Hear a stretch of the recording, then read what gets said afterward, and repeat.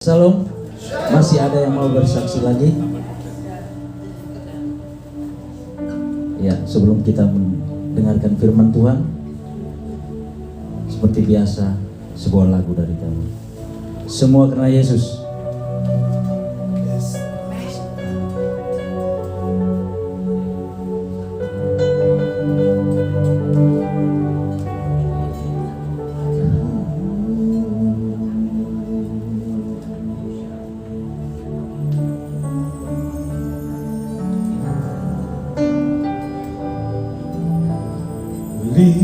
Lihatlah kawan, apakah hidupku telah menjadi terang. Lihatlah kasihku, apakah hidupku telah menjadi terang. Lihatlah kawan, apakah hidupku telah menjadi terang. Lihatlah kasihku, apakah hidupku telah menjadi terang. Matikan dagingku dan ku salibkan keinginan nafsuku demi imanku pada Yesus. Ku matikan dagingku dan ku salibkan hawa nafsuku demi cintaku pada Yesus.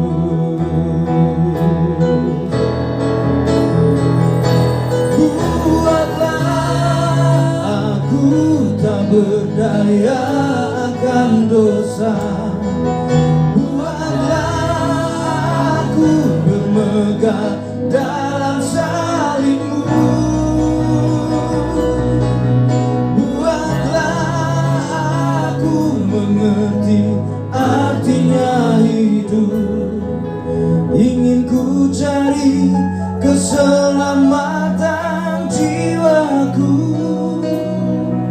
kekekalan hidup dan keabadian di dalam Yesus Kristus.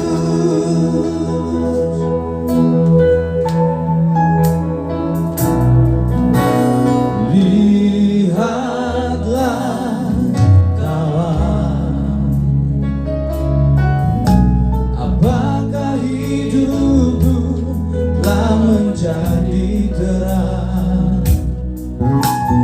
Lihatlah kasihku, apakah hidupku telah menjadi terang. Ku matikan dagingku dan ku salibkan keinginan nafsuku demi imanku pada Yesus.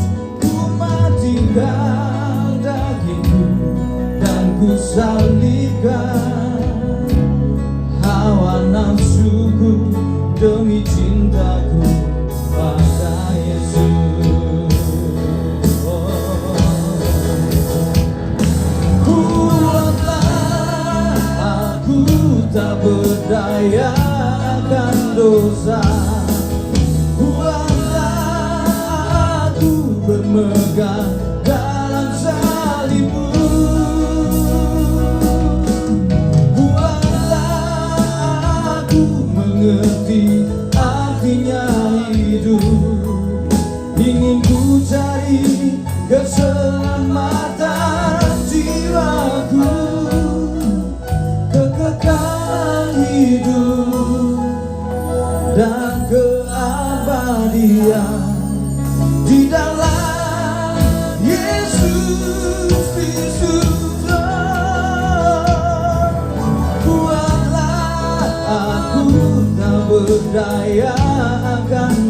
kuasa, buatlah aku bermegah dalam salib-Mu. Buatlah aku mengerti artinya hidup. Ingin ku cari keselamatan jiwaku, kekekalan hidup dan keabadian di dalam Yesus Kristus. Kekekalan hidup dan keabadian di dalam Yesus Kristus.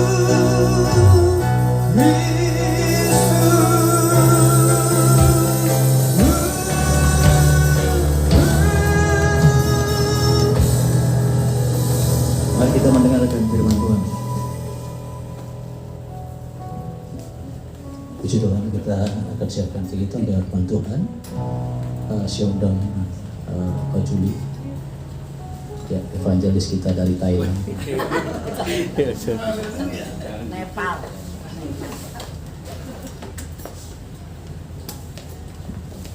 Banyak juga ya. Bikin jadi tambah grogi ini. Doa dulu Pak. Oke, sebelumnya kita mulai, kita doa dulu ya. Bapa dalam surga, Bapa kami Tuhan Yesus Kristus, terima kasih Tuhan untuk siang hari ini. Kami berkumpul di sini ya Tuhan, bersimpuh di bawah kaki-Mu ya Tuhan. Kami mau belajar akan firman-Mu, kami mau belajar mengetahui kebenaran daripada-Mu saja ya Tuhan. Dan kami pengen tahu jalan-Mu ya Tuhan Yesus. Bapa, buka hati dan pikiran kami semua yang ada di tempat ini, sehingga kami boleh mau mengerti apa yang akan Kau sampaikan pada hari ini kepada kami ya Tuhan Yesus. Dan juga Tuhan terutama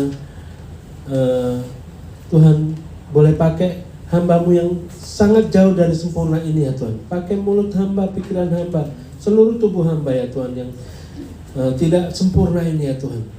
Karena kami percaya Engkau bisa pakai apa saja untuk menyampaikan firman-Mu.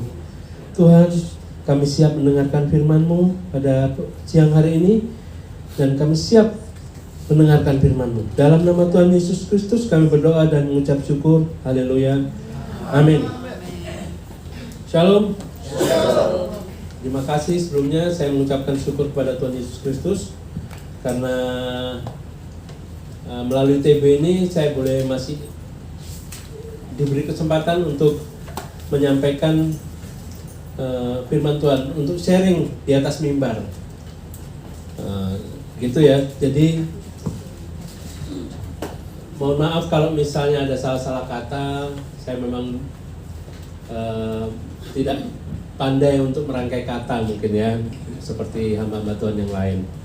Tapi saya juga bersyukur saya dapat kesempatan, diberi kesempatan kepada Tuhan Yesus melalui TB ini, juga pengajar di tempat ini Pak Kom.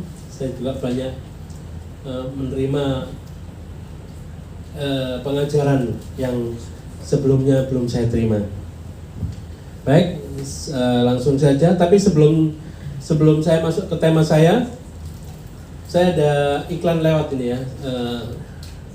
Hitungannya ada jokes sedikit ya.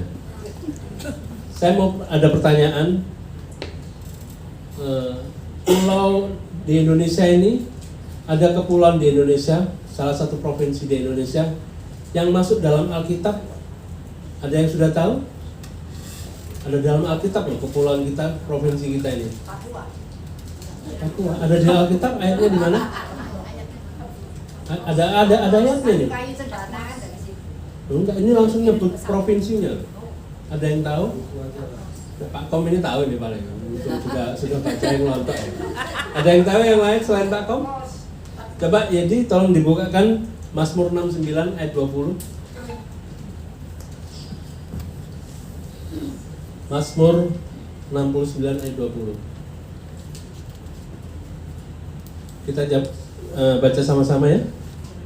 Engkau ayat 20. Engkau mengenal celaku, maluku. Maluku yang masuk ya. Ini kepulauan di Indonesia loh ini. Maluku ya OCC. Ya ini joke aja ya, joke aja. Ini cuma intermezzo. Iklan lewat biar nggak tegang ya. Soalnya saya sendiri tegang ya. Oke. Oke, ini sudah selesai. Saya tutup cuma iklan lewat aja. Maluku ada di Alkitab ya. Sekarang kita kembali ke laptop ya. Kita kembali ke tema. Oke. Tema yang saya bawakan hari ini, kemana tujuan kita? Ini Denny Charles kalau bikinnya ada RIP ini barang ini. Ya, kemana tujuan kita? Kita buka Pengkhotbah 3 ayat 1. Tak tolong Edi. Pengkhotbah 3 ayat 1. Oke, saya baca. Untuk segala sesuatu ada masanya. Untuk apapun di bawah langit ada waktunya.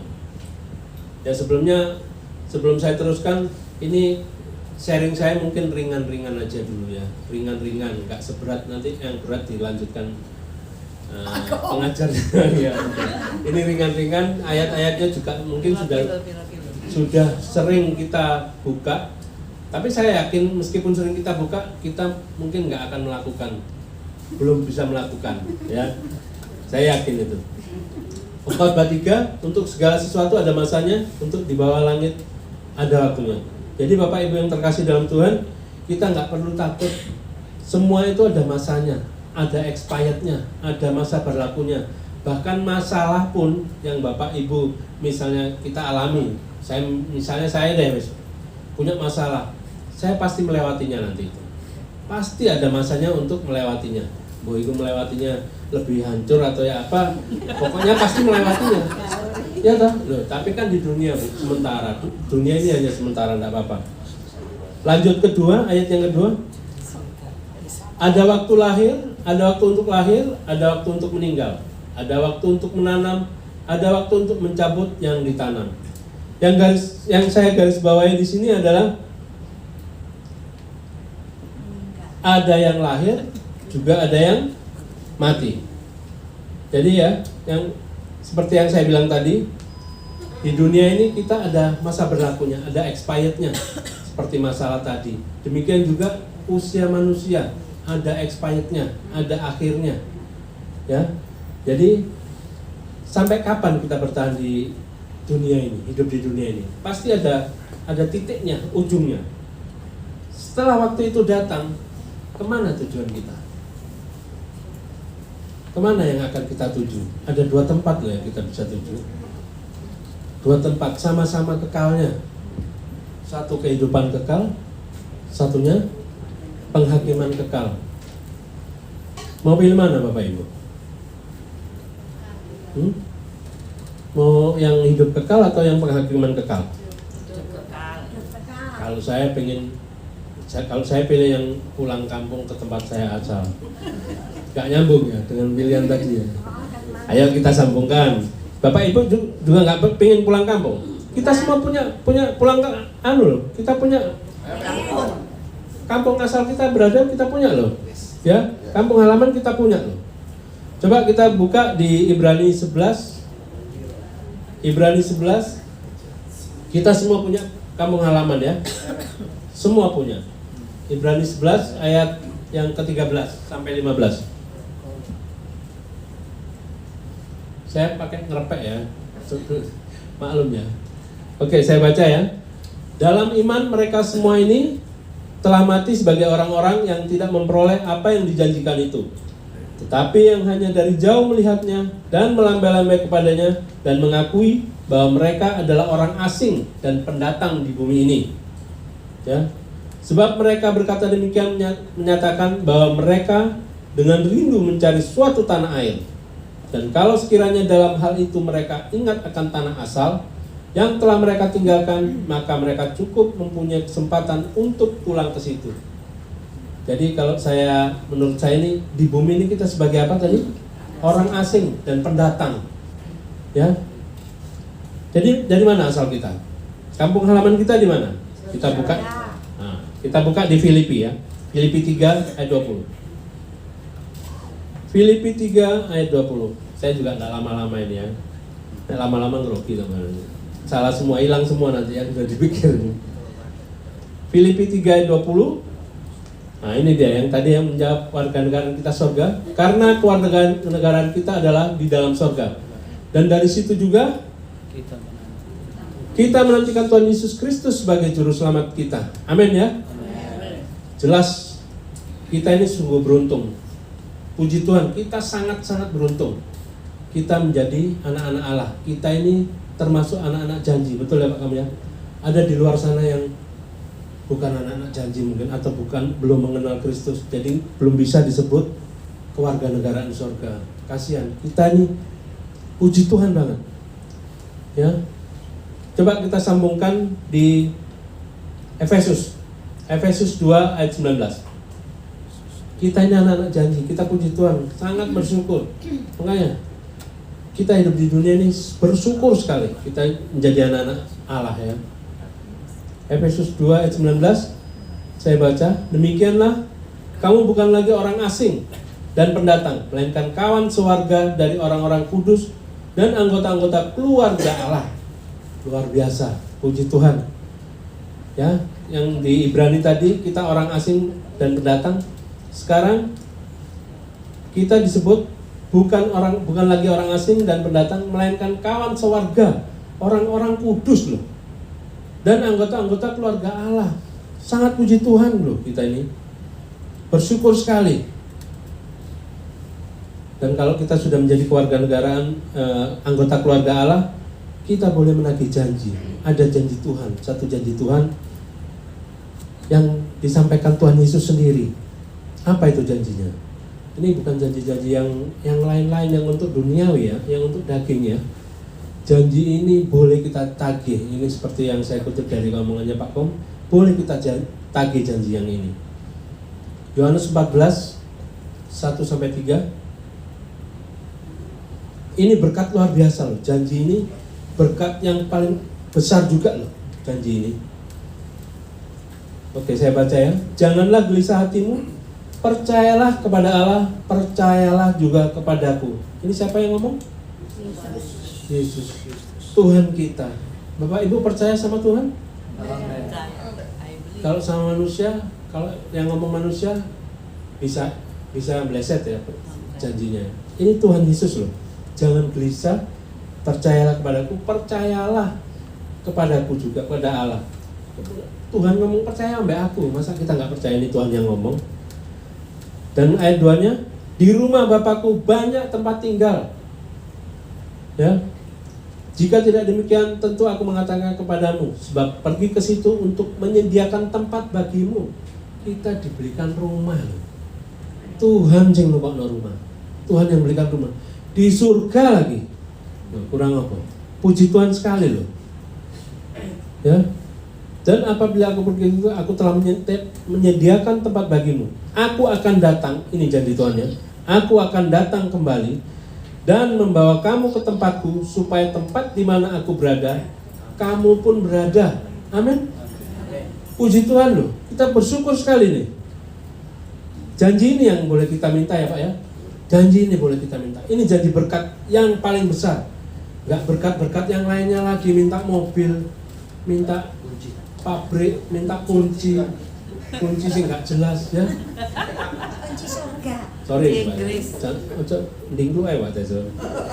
jadi janji ini berkat luar biasa loh buat kita ini. Puji Tuhan kita jadi anak-anak janji. Ya, makanya itu kita sudah disiapkan rumah, disiapkan tempat. Janji Tuhan menjemput kita untuk membawa ke sana, ngasih rumah. Sama aja lah, itu kampung kita kan, kampung halaman kita kan. Siapa yang nggak rindu pulang kampung halaman? Sini ada yang punya kampung halaman, nah itu mbak ya, punya kampung halaman. Pak Joni wes gak usah jauh-jauh, pasti suatu saat rindu pulang kampungnya. Kecuali saya asli Surabaya, jadi saya punya kampung. Cuman dalam roh kita semua berasal dari surga. Kampung kita ada di surga. Ya. Jadi sudahlah, di dunia ini memang banyak menderita, tapi itu hanya sementara. Wes nggak usah dipikiri, melewati. Kita pasti melewati seperti di pengkhotbah 3 tadi ya. Kita pengen tahu ya gambaran surga ya, gambaran surga seperti apa. Kita buka 1 Petrus 1.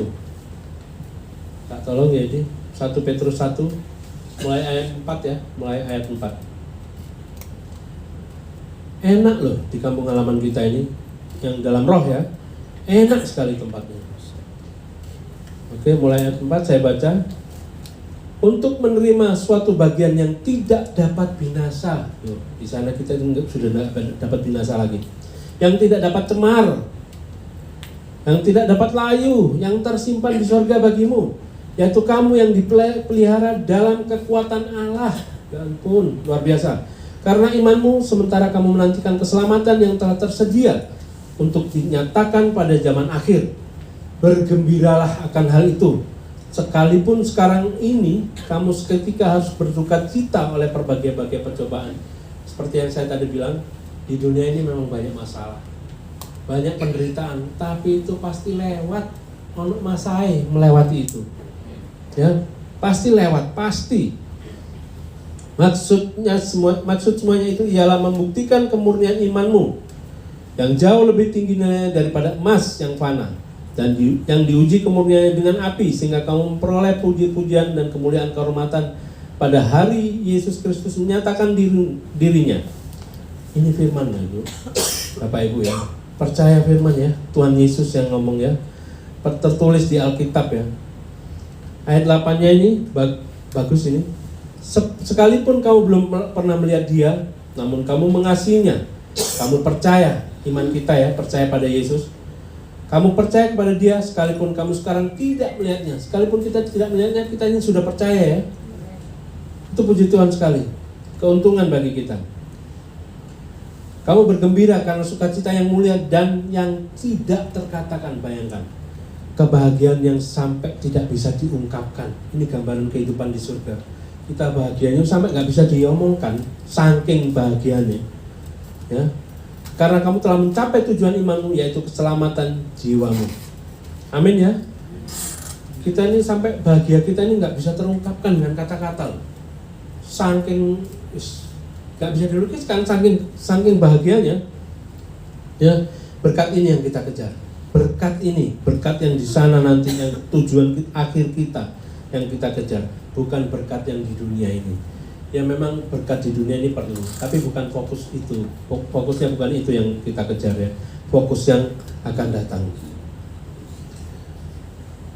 Tapi ini ada tapinya juga. Untuk mencapai semua itu ada tapinya juga, gak usah ujuk-ujuk. Kita tahu memang di Yohanes 14 ayat 6, Yesus yang berkata, akulah jalan kebenaran dan hidup, tidak ada seorang pun yang datang kepada Bapa kalau tidak melalui. Kita tahu itu. Tapi gak hanya moro-moro kita percaya terus langsung dapat surga. Ada syaratnya, ada tiketnya untuk kita bisa mencapai ke sana, untuk kita bisa pulang kampung ke sana. Orang-orang dunia kalau mau mudik beli tiket kapal, tiket pesawat, tiket kereta api, pasti beli tiket, ada tiket yang gak bisa jalan kaki ke sana, jauh banget ya Bu. Ya, jadi ada syaratnya. Ayat ini mungkin sering kali kita dengar ya, sering dibuka sama Pak Kom, sering sekali. Tapi seperti yang saya tadi bilang, meskipun sering dilihat, dibaca, kita masih belum bisa melakukan. Galatia 5, 19, 21. Galatia 5, 19 ayat 21. Tidak apa-apa, ini akan saya bacakan. Kalau perlu, Bapak Ibu Saudara ini baca sendiri di rumah. Kalau perlu, 1 hari 2-3 kali bacaan ini. Baca terus ini. Ini untuk cermin kita. Bapak Ibu tadi berangkat ke sini pasti bercermin toh. Habis mandi bercermin, sisiran pasti bercermin toh. Ini juga buat ini cermin kita. Saya baca ya, perbuatan daging telah nyata, yaitu percabulan, kecamaran, hawa nafsu, penyembelihan berhala, sihir, perseteruan, perselisihan, iri hati, amarah, kepentingan diri sendiri, percenderaan, roh pemecah, kedengkian, kemabukan, pesta pora, dan sebagainya. Terhadap semuanya itu, kuperingatkan kamu, seperti yang kubuat dahulu, bahwa barang siapa melakukan hal-hal yang demikian, ia tidak mendapat bagian dalam kerajaan surga. Kita nggak masuk, kita nggak dapat tiket untuk pulang ke kampung halaman kita kalau kita masih mempunyai ini. Sambungkan Markus 7:21. Ini sambungannya ya. Kalau kita masih punya ini semua, kita nggak akan dapat tiketnya. Oke, saya baca ya. Sebab dari hati orang timbul segala pikiran jahat, percabulan, pencurian, pembunuhan, perzinahan, serakah, kejahatan, kelicikan, hawa nafsu, iri hati disebut lagi, hujat, kesombongan, kebebalan. Jadi gimana coba kalau kita masih punya ini semua?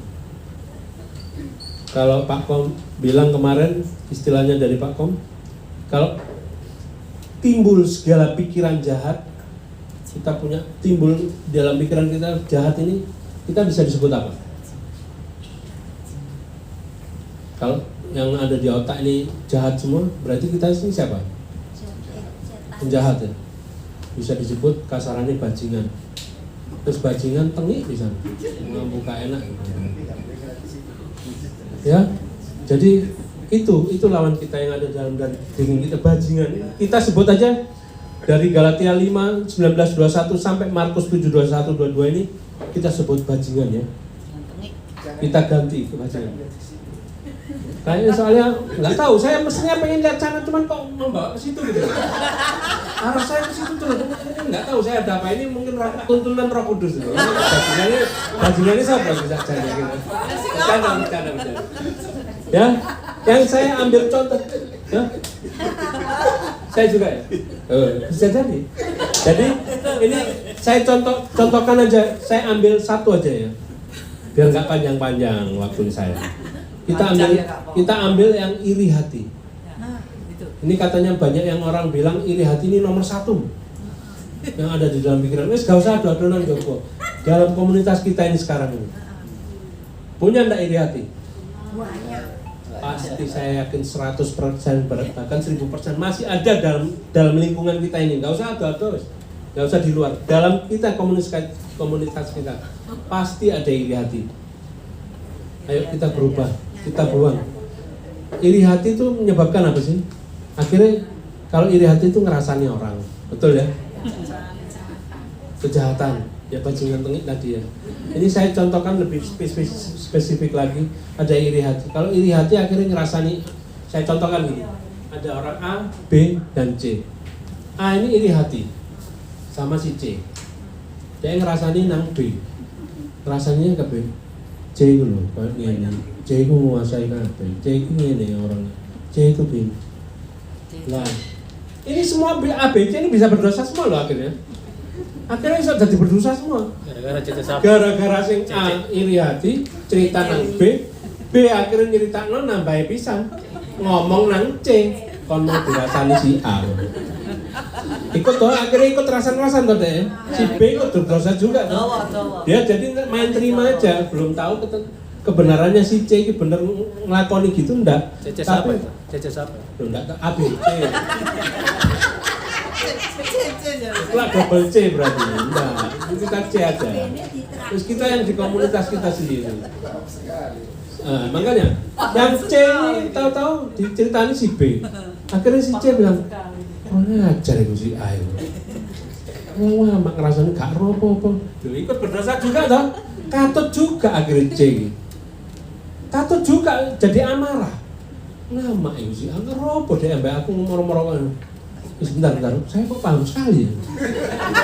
Jangan-jangan ini dari zaman saya. Jangan-jangan, semoga enggak. Tapi ya, saya yakin di sini pasti ada. Tapi ayo kita sama-sama berubah. Kita buang semua aja. Kita buang yang ada di Galatia 5, 19, 21. Juga Markus 7, 21 sampai 22. Atau orang seperti itu sudah mentok ya, mungkin punya kepahitan yang sangat mentok gitu ya. Coba di mana tadi? Kisah Rasul 8 ayat 23. Jadi tolong. Mungkin karena punya seperti itu tuh saking gak iso berubahnya, mungkin gak bisa berubahnya karena sudah mentok ya. Saya baca ya, sebab kulihat bahwa hatimu telah seperti empedu yang pahit dan terjerat dalam kejahatan. Nah, ini sing tengik tadi, terjerat dalam kejahatan. Sudah kepahitannya sudah mengerak sekali. Tapi meskipun begitu pasti bisa berubah. Kalau kita mau berubah, entah tuntunan Roh Kudus, semua itu pasti bisa. Amin ya. Lihat, kalau kita sudah kepahitan, kalau kita menjadi bajingan tengik tadi, yang punya sifat-sifat itu tadi semua, kita buka di Yesaya 1 ayat 15 sampai 16. Apa yang terjadi kalau kita masih punya sifat yang di atas itu tadi? Saya baca, apabila kamu menadahkan tanganmu untuk berdoa, aku akan memalingkan mukaku. Nah, Tuhan, sedih ya. Bahkan sekalipun kamu berkali-kali berdoa, aku tidak akan mendengarkannya. Sebab tanganmu penuh dengan darah. Basuhlah, bersihkan dirimu, jauhkan perbuatan-perbuatanmu. Jadi 16-nya saya skip dulu. Ini tadi ya, 15. Apabila kamu menadahkan tanganmu untuk berdoa, sampai kita berdoa minta ampun gak didelok Tuhan. Tuhan memalingkan mukanya kalau kita gak mau berubah.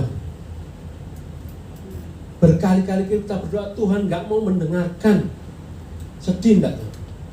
Takut loh, ngeri loh kalau kita sampai gak dapat tiket. Akhirnya 16-nya, makanya basuhlah dirimu, bersihkan dirimu, jauhkan perbuatanmu dari yang jahat.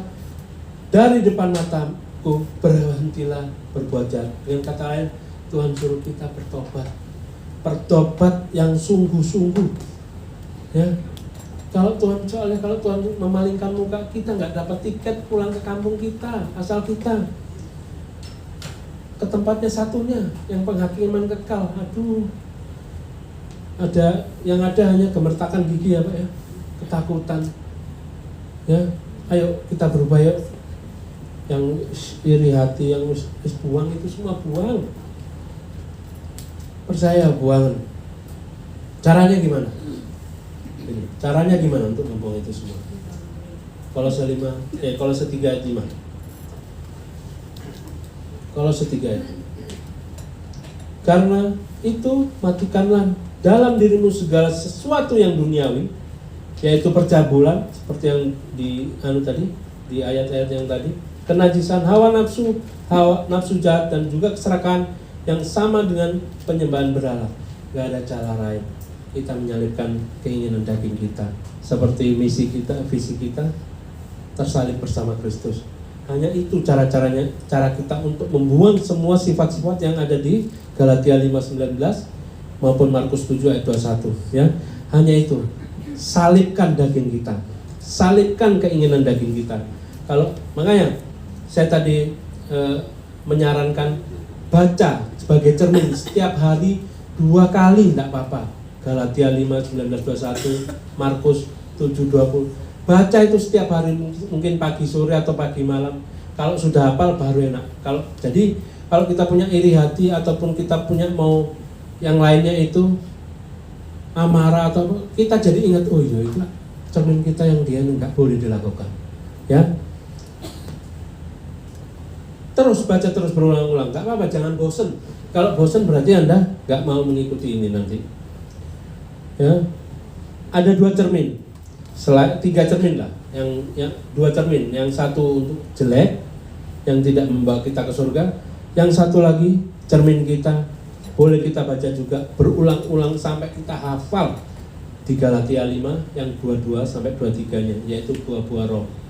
Makanya kalau kita sudah bisa mematikan daging, bisa menyalibkan diri, menyalibkan keinginan kita di atas kayu salib, maka kita akan menghidupkan Roh Kudus yang ada di dalam kita.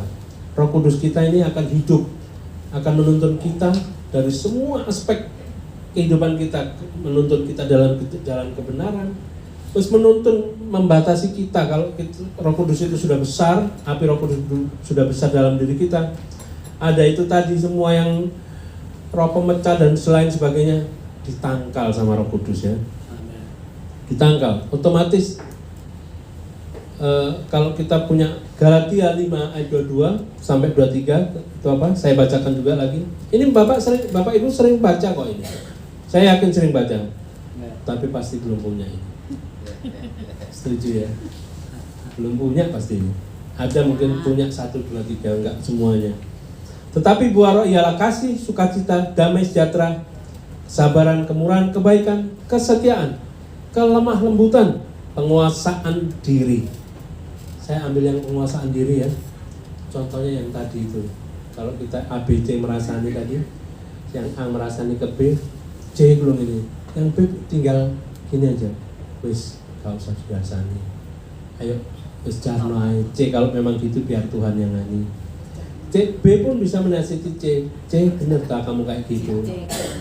Kalau kamu memang benar gitu, ayo bertobat. Tapi kalau nggak benar gitu, ya usah di rumah biarin, doakan aja biar berubah, nggak punya sifat seperti itu. Jadi kita enak gitu, adem, nggak kemerungsung di hati. Jadi akhirnya timbul dosa soalnya kalau seperti itu ya. Jadi jangan gampang rasani orang, juga jangan gampang menerima omongan dari orang langsung kita telan. Kalau kita telan langsung, kita akhirnya ikut benci sama orang itu, padahal belum tentu orang itu melakukan itu. Ya kalau bisa dikonfirmasi, benar tak kamu kayak gini? Kalau nggak benar, kita sudah ikut dosa loh, padahal orang itu nggak gitu. Ya toh?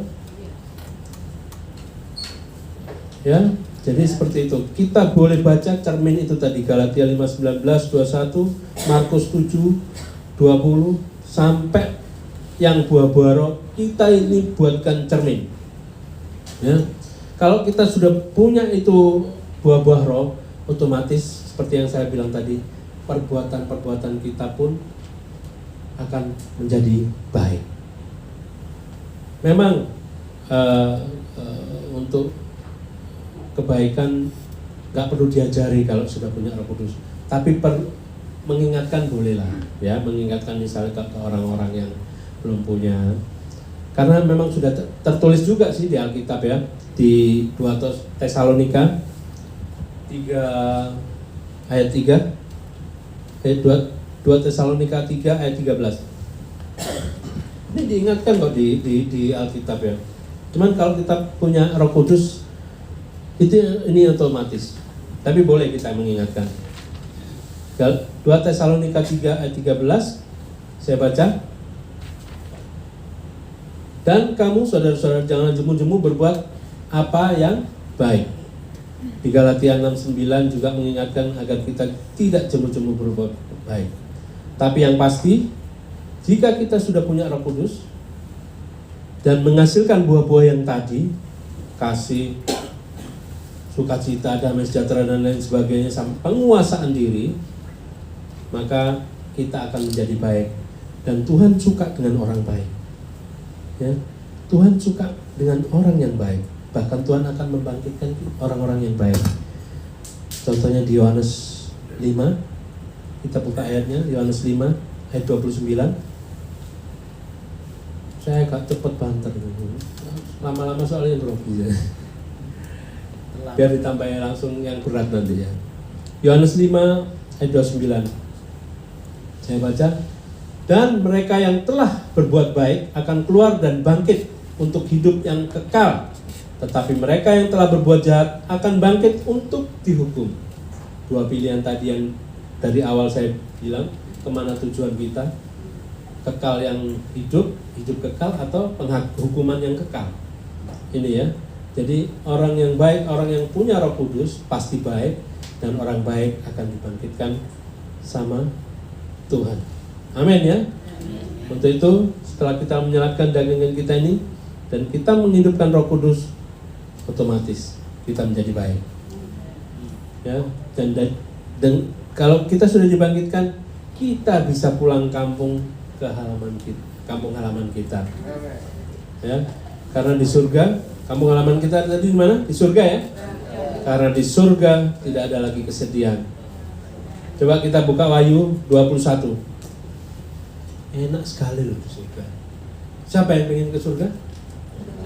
Kalau semua. 3 orang Pak Tom. Sekarang mau? Mantap. TP pasti mau semua. Ajarannya stop ya. Wahyu 21 ayat 4. Oke, saya baca. Dan ia akan menghapus segala air mata dari mata mereka. Lihat, kita enggak ada air mata lagi di sana. Air mata kita dihapus. Dan maut pun tidak akan ada lagi. Enggak ada kematian lagi di sana. Hidup lawas-lawase. Selama-lamanya kita hidup di sana. Tidak akan ada lagi perkabungan, ratap tangis, atau duka cita. Sebab segala sesuatu yang lama itu telah berlalu. Lewat sudah ya.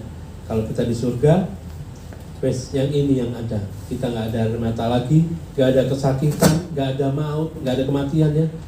Nggak ada lagi perkabungan atau ratap tangis. Ataupun duka cita. Ya. Kita puji Tuhan, bersyukur sekali. Ayo kita rubah semua itu, kita buang yang jelek-jelek tadi. Kita hidupkan Roh Kudus ada dalam diri kita. Ya, setuju ya Bapak Ibu? Kita sama-sama belajar, sama-sama mengingatkan. Jadi kalau saya salah, misalnya pastor bisa itu salah Jul. Siapapun bisa mengingatkan itu salah. Aku sih bukan ini menurut Alkitab yang benar seperti ini. Kita saling mengingatkan ya. Dan ini ayat favorit ya. Ayat favorit. Ayat terakhir loh. Wahyu 3 ayat 21. Wahyu 3 ayat 21. Sebagai ayat penutup, ayat terakhir. Barang siapa menang, ia akan kududukkan bersama-sama dengan aku di atas tahtaku, sebagaimana aku pun telah menang dan duduk bersama-sama dengan Bapakku di atas tahtanya. Amin. Puji Tuhan ya. Jadi Yesus sudah membuktikan dia mati, bangkit dan duduk di atas tahta kerajaan surga. Kita pun dijanjikan kalau kita menang melewati itu semua tadi, kita pun akan duduk bersama-sama Yesus. Amin ya. Dan sebelum saya serahkan ke Pak Kom, saya pengen nyanyi satu lagu ya Pak. Sama Pak Kom. Kita tutup dalam doa dulu ya. Tuhan, terima kasih untuk firman-Mu sudah kami dengar. Kiranya Tuhan ajari kami selalu, Tuhan, kuatkan kami selalu. Tolong kami selalu menguatkan kami untuk membuang semua sifat-sifat jelek kami ya Tuhan Yesus. Kiranya Tuhan, kami terlalu percaya Engkau akan menolong kami. Firman yang kami dengar kiranya boleh kami terapkan dalam kehidupan kami. Terima kasih Tuhan, dalam nama Tuhan Yesus kami berdoa dan mengucap syukur. Haleluya. Amin. Saya akan menyanyikan lagu sama Apong, Kota Surgawi Apong.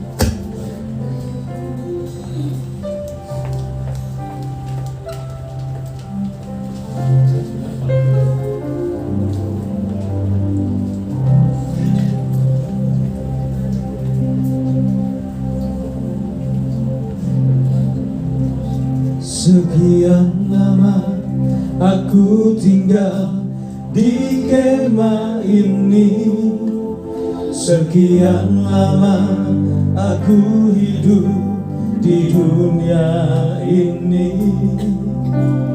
Ini isi hatiku, oh Tuhan.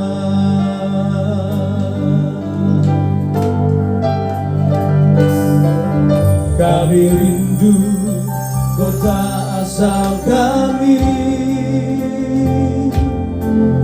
Kami rindu pulang ke sana. Kami rindu berkumpul denganmu Bapa.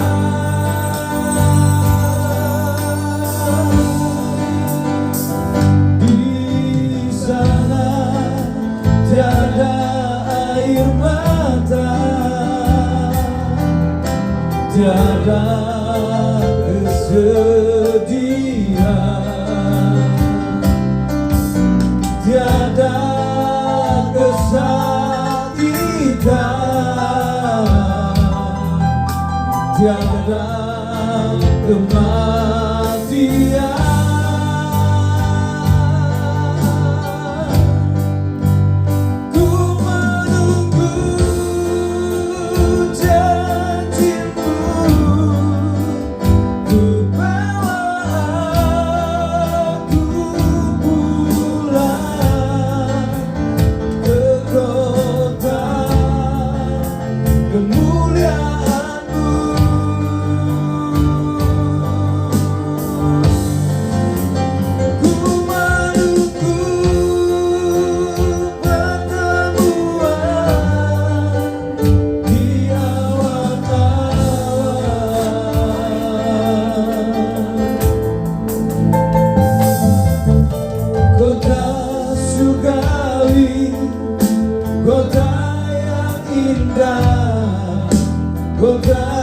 surgawi, kota yang kudus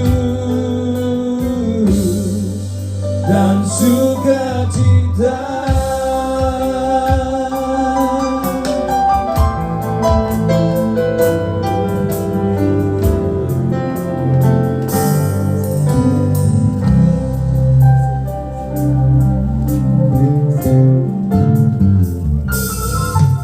Sekian lama aku tinggal di kemah ini, sekian lama aku hidup di dunia ini. Ini isi hatiku, oh Tuhan.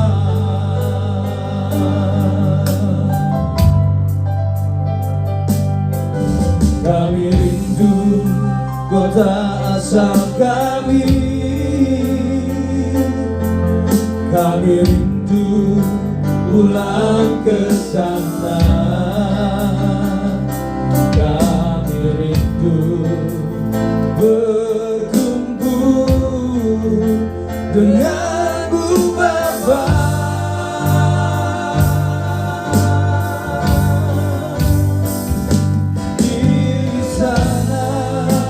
Tiada air mata, tiada kesedihan, tiada kesakitan, tiada kematian.